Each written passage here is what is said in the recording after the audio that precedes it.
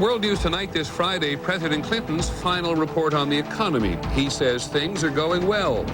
The incoming leader disagrees. Unprecedented security for the inauguration. Does the Secret Service really have to worry about mobs and rocket launchers?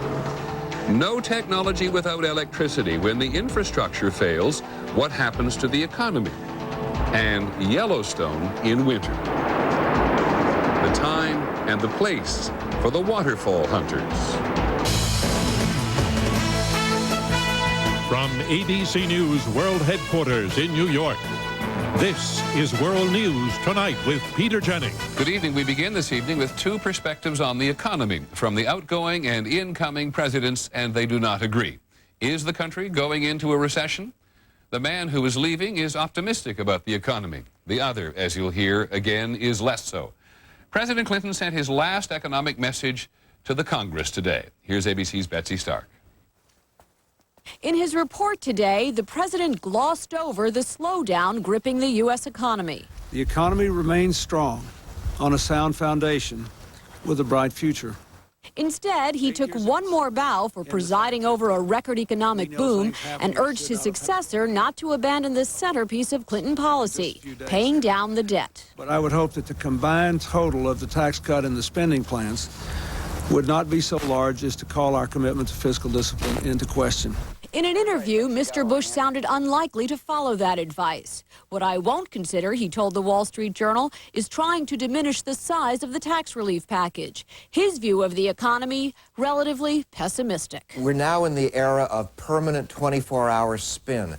George Bush has his spin about the economy being a little soft. Bill Clinton has his spin about the economy reflecting his legacy. The economic evidence does cut both ways. Unemployment is still at a 30-year low, but layoffs are rising. 3,000 at Gateway Computer just today. The stock market is down, but the housing market is holding up. In Dallas, home builders are breaking ground at a record pace. The home buyer confidence in our market is wonderful, and we really don't see a slowdown coming anytime soon. But some contractors are worried that confidence will disappear if the economy worsens. At this travel agency in New York, the boss says business is good. If there's a recession and things slowing down, it's not happening here. But one of his agents fears recession is ahead. If it does happen, I mean, I've been planning on saving more and actually have been putting more away. It will be months before economists know for sure whether this slowdown was the beginning of a recession. And before they know who was right about this economy, Mr. Clinton or Mr. Bush. Betsy Stark, ABC News, New York. On the big business news here in New York today, they're adding America Online, AOL, to the sign at Time Warner headquarters in Rockefeller Center. Now that Washington has approved the merger, this is the largest entertainment information corporation in the world. Not quite as wealthy as first imagined. A year ago, when they announced their intentions, the combined value was $156 billion. Today, it's $103 billion. Investors are more skeptical today that these two giants with different cultures can be all that they say they will be. The government did impose some conditions on AOL's existing relationships with other internet companies. In the future, for example, AOL will have to open its instant messaging service to competitors. Here's ABC's Lisa Stark. This is instant messaging. 14-year-old Sarah and her friend Kathleen are having their usual after-school chat online. Whatever Sarah types pops up right away on Kathleen's screen. She answers back immediately. Well, I'm online probably about 3 hours every day after school, and I'm usually instant messaging most of that time. I can talk to all my friends at the same time, and I get to talk to friends like from camp and that live really far away that I couldn't talk to normally. It started as a hit with teens, but is now used by more than 100 million people worldwide. Instant messaging is a key to future communication. It may transmit not just typed words, but music, voice, pictures, a phone system, and much more for the 21st century. High-tech consultant Tim Baharan. It has emerged as what we call a killer application, an application that is so exciting and so widespread that it's bigger than just what AOL has. AOL dominates the market and blocks incoming instant messages from anyone using a competing system. The company says it's protecting its users' privacy and security. AOL knows it has to open this up. They just haven't figured out the process of how do they open it up in a way that they continue to have a competitive advantage in cyberspace. Under the merger conditions, there's no requirement to open up the system now. So AOL continues to build brand loyalty, especially among the customers of tomorrow. Lisa Stark, ABC News, Washington. Many people, incidentally, use instant messaging instead of email because they believe it better protects their privacy. That may not be the case, and abcnews.com has a lot of information about it. In California, the worst of the winter storm is over, though the waves are still pounding away at many homes right on the Pacific coast. There's been a stunning amount of rain in the last 2 days, or snow in some places. The strain of the storm has simply added to the state's power shortages. There was a Stage 2 alert today, which means that some utility reserves are down to 5%. The Food and Drug Administration is warning women who are pregnant or want to become pregnant that they should not eat several kinds of fish.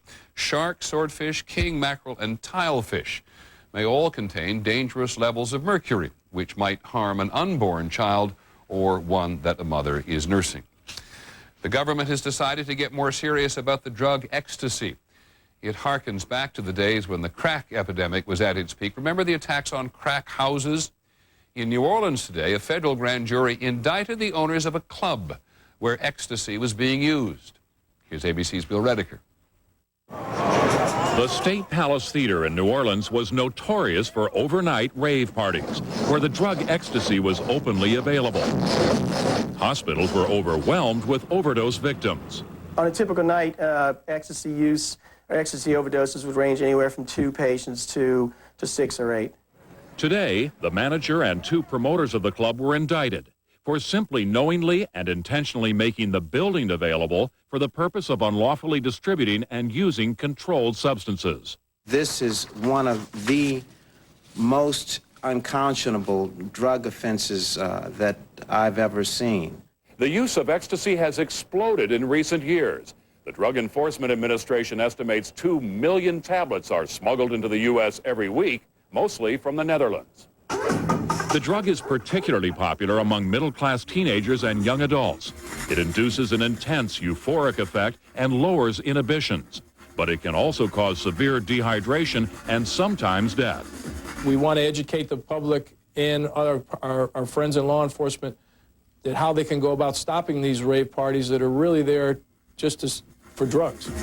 Stopping the rave parties and getting the distributors of ecstasy.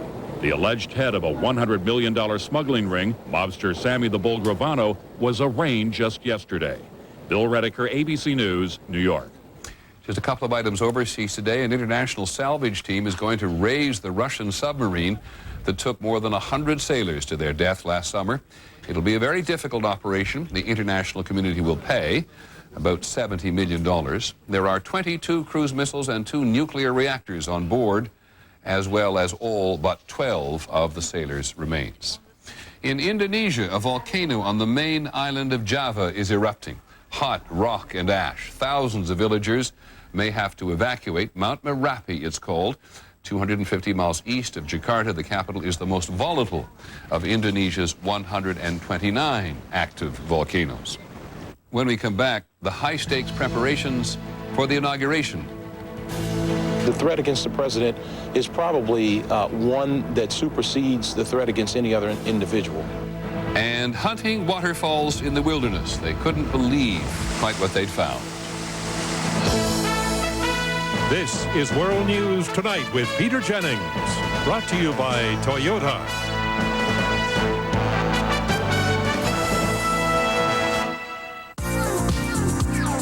Love is in the air, everywhere I look around. Love is in the air, every sight and every sound. Love is in the air, love is in the air. Looking good, babe. Love is in the air. A significant discovery in eye health may be lutein, a nutrient found in these healthy foods, perhaps as vital to your eyes as the beta-carotene in carrots. And now, Centrum and Centrum Silver are the only leading multivitamins that have lutein. So whatever your age, you can help maintain your precious sight. Look into Centrum and Centrum Silver, now more complete with lutein. And now you can save over $6 on Centrum products. Look for coupons in this Sunday's paper. It's been a long time coming, but I'm leaving you in good hands. Sarah? Thanks, Dad. Taking care of business. In business, you can count on things to change. That's why millions of companies count on Office Depot to help them take care of business.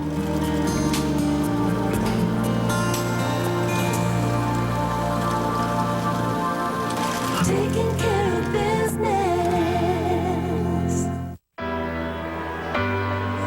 What will I be like a year from now?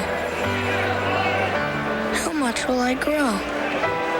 How strong will I be in 5 years? In 10 years? Where does my future start?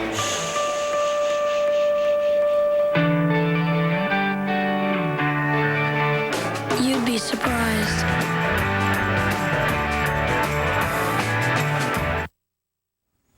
In Washington today, President Clinton's doctors found a small lesion on his back during his final physical as president. They say it could be cancerous, but it will be treated on an outpatient basis. The Indonesian billionaire James Riyadi has agreed to pay $8.5 million and plead guilty to illegally donating money for Bill Clinton's 1992 presidential campaign. Mr. Riyadi admits he was trying to influence American policy on China. In Washington, the final countdown to the inauguration is about to begin. George W. Bush will be rehearsing his inaugural address in Texas this weekend. And just outside Washington, the Secret Service has been rehearsing as well. They have some very serious issues. Here's ABC's Pierre Thomas. The Secret Service describes this as an inauguration nightmare. A presidential motorcade comes under rocket attack. The Secret Service has been simulating inauguration training exercises like these for more than a year. There's no specific terrorist threat, but law enforcement is preparing for the worst. Terrorism has become an issue. It's no longer overseas. The threat against the president is probably one that supersedes the threat against any other individual. For this inauguration, the government has established a secret command center to monitor everything that moves inauguration weekend. Police expect the crowd on the Washington Mall to exceed 700,000 and are planning for as many as 50,000 demonstrators, potentially the largest inauguration protest since President Nixon's 1973 swearing in. We are preparing to mount a campaign. At least 13 groups are expected to protest President-elect Bush's pro-death penalty stance, his pro-life position, and the election results in Florida. What police do not want is another Seattle, where anarchists infiltrated peaceful groups and caused havoc. To keep the crowd away from the presidential motorcade, police will be stationed every 6 feet along the parade route. Protesters restricted to 3 areas, 16 checkpoints. Everyone attending the events in Washington should anticipate their bags might be searched. There will be restrictions on props and signs, none allowed that could be used as a weapon. Many of those coming to be heard say it's the police setting the stage for confrontation. We're encouraging that people ignore the scare tactics of the police. This is an unprecedented use of police coercion to try to dissuade demonstrations. They're talking about having demonstrations, but they're talking about the demonstrations being peaceful. Now, peaceful doesn't necessarily mean lawful. Both police and those coming to voice their opinions are well aware of the fragile and potentially explosive nature of their relationship. They also are aware that the world will be watching. Pierre Thomas, ABC News, Washington. On Wall Street today, the Dow Jones Industrial Average was down 84 points to close at 10,525. The Dow was down 136 points for the week, you can see. On the NASDAQ, stocks were down 14 points and 218 points for the week. The state of Maine has a new idea for an anti-smoking campaign and to reduce smoking litter as well. The state legislature is considering whether to pay people 5 cents a cigarette, but rather like paying on a bottle or a can that you turn in.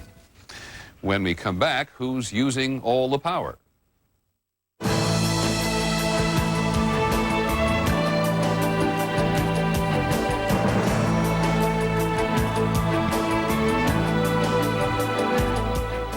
The Home Depot is driving down the cost of home improvement.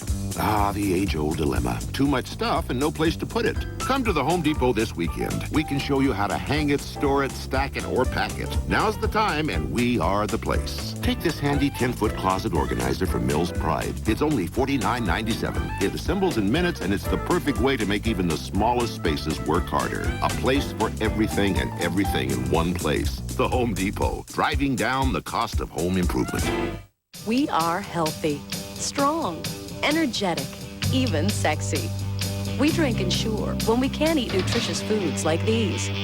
Ensure has vitamins and minerals like in vegetables, calcium like in milk, and protein like in fish. From Ensure High Calcium to Ensure High Protein to Ensure Plus, it's a source of complete balanced nutrition so we can get the most out of life.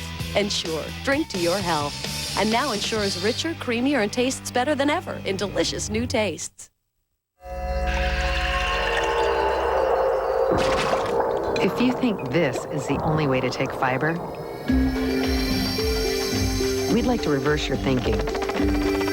Now there's chewable Fiber Choice. No spoon, no powder, no water, no glass. Why would you take anything else? Fiber Choice. Anytime, anywhere.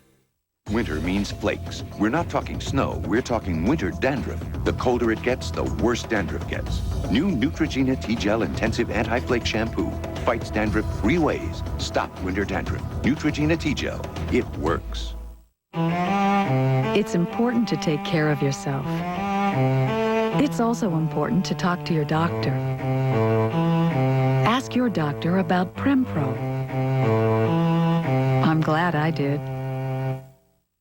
Tonight on Nightline, from impeachment to war on the Balkans and the search for peace in the Middle East. The legacy of the Clinton years tonight. Sunday, this week shines a light on Bush's most controversial nominees with hot opinions from all sides. The political fireworks explode on This Week Sunday. There are several parts of the country this winter which are struggling with an energy crisis of some proportion. Some of it is short-term, often thanks to the weather. And as in the case of California, it's an immediate problem which may have long-term ramifications for the whole country.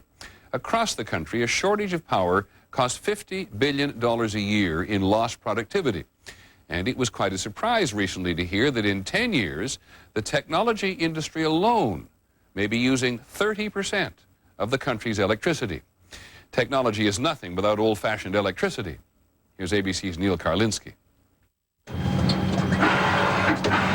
This is the engine room of the new economy. Everything that moves on the internet travels through a room full of computers such as this one. It never stops. Electronic equipment doesn't operate on air. You have to have power.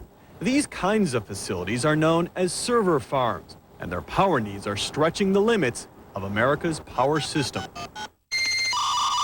In Seattle, server farms will soon use 50% of the power it takes to run the entire city. In New York, a single one-story server farm will use more than twice the power it takes to run the World Trade Center. Across the country, utilities have had to spend millions to keep up. This is completely unique and very much has taken the industry by surprise. I don't think that you really need to pin the blame on the high-tech companies. The fact is that we have not planned our infrastructure to support our economy. And when the power goes off, companies lose billions. Chipmaker Xilinx was caught off guard last summer when rolling blackouts shut the company down. Obviously, if you don't have power, there's not much you can do. I mean, we're not riding bicycles around here. For most Americans, power that stays on 99.9% of the time is pretty good. But for high-tech companies, even 99.99 means occasional blackouts and lost millions. They need what's called 6 nines, or power so reliable it stays on 99.9999% of the time. Sun Microsystems estimates that the cost of an outage to them runs about $1 million a minute. Server farms keep their power steady with sophisticated backup generators, but eventually these huge facilities may become the primary source. I would expect in the next 2 to 5 years, you will see a substantial portion of our power needs being generated internally or on site. It is actually a prospect local utilities are counting on, because right now the power companies which keep the lights on across America are just barely keeping up. Neil Karlinsky, ABC News, Los Angeles. On this subject, the Intel company, which is the world's largest maker of computer chips, said earlier this week it will not expand its factories or build new ones in California. Intel says that California's power problems make the energy supply there too precarious. A pioneer of technology has died. In California, William Hewlett, who co-founded the Hewlett-Packard Company, has died at 87.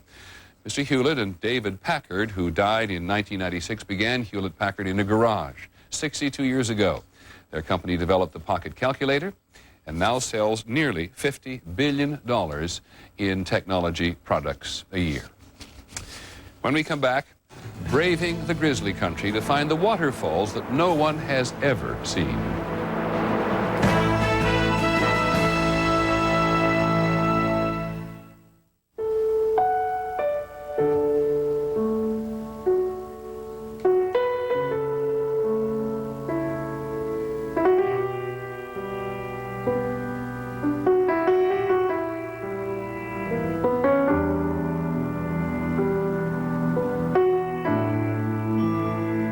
There's a new prescription treatment called Remicade that could change your life by giving you lasting relief from the pain and stiffness of rheumatoid arthritis. Your doctor may add Remicade if you are on methotrexate already and not responding well. You take 1 dose of Remicade every 8 weeks after the first 3 doses. Of course, Remicade is not for everyone. Serious infections requiring hospitalization have been reported. If you are prone to or have a history of infections, currently have one, or develop one while taking Remicade, tell your doctor right away. There's a risk of serious infusion reactions with hives, difficulty breathing, and low blood pressure. Ask your rheumatologist about Remicade or call today. If you currently suffer from asbestos-related injury and you worked at sites with commercial boilers, you must act now in the Babcock & Wilcox bankruptcy. Claims that you, your family, your heirs, or others may have against B&W must be filed by the bar date July 30th, 2001. Claims for future asbestos injuries not evident now are not involved. To learn more, call toll-free 1-877-657-9158. 1-877-657-9158. I need to feel strong. I need her. Because we all need something different to feel our best. One A Day has created different formulas. One especially for women. One for men. One for people over 50. One A Day. We've got just what you need. Look at that. Staples has overnight delivery. Slow down, let me see. Wow, it's free. Hey, look. Guaranteed low prices. Slow down. Staples delivers. And you can order online. This traffic's terrible. Yep, like this every single day. That's really weird. Need office products delivered overnight? Yeah, we've got that. Call 1-800-STAPLES. Now there's something new for both of you. 100% of your daily calcium requirement, plus all the heartburn relief of Mylanta. Introducing new Mylanta Calcitabs.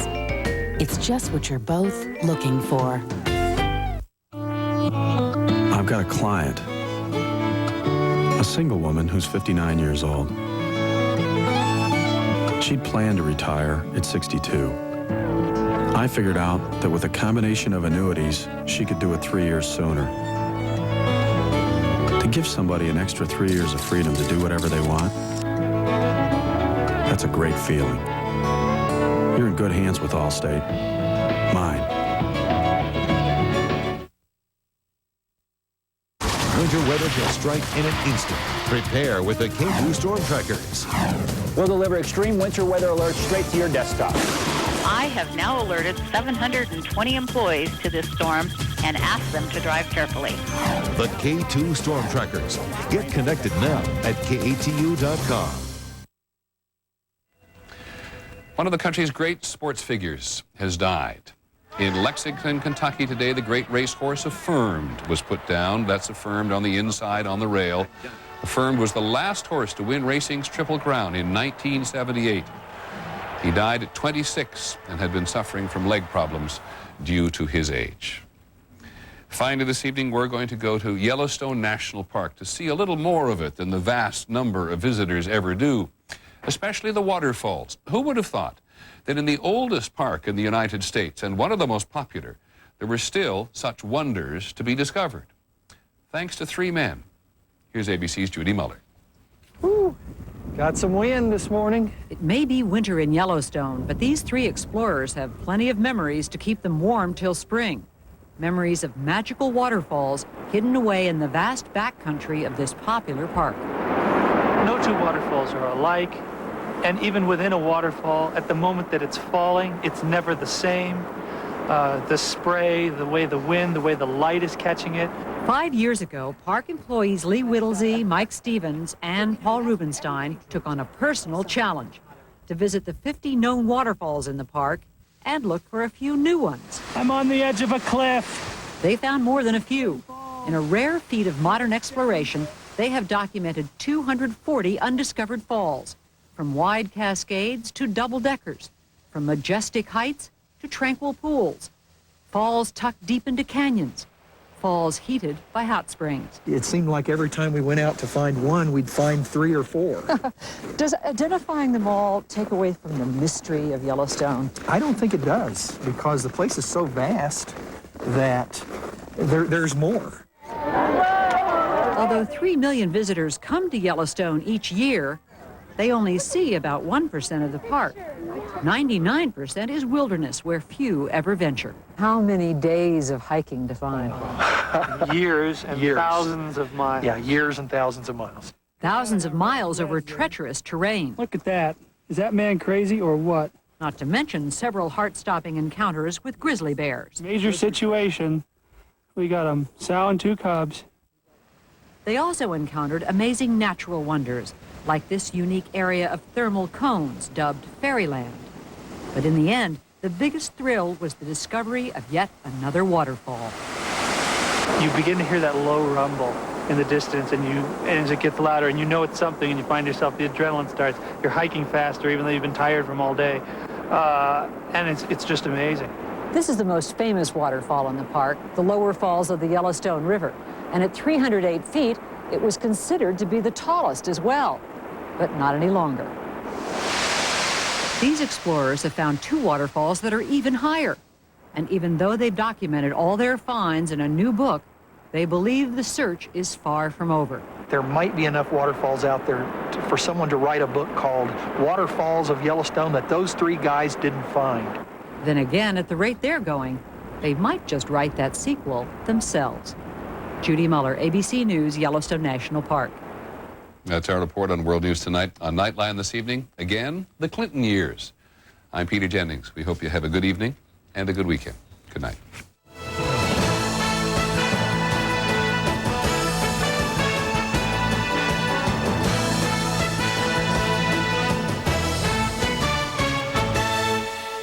This has been a presentation of ABC News. More Americans get their news from ABC News than from any other source.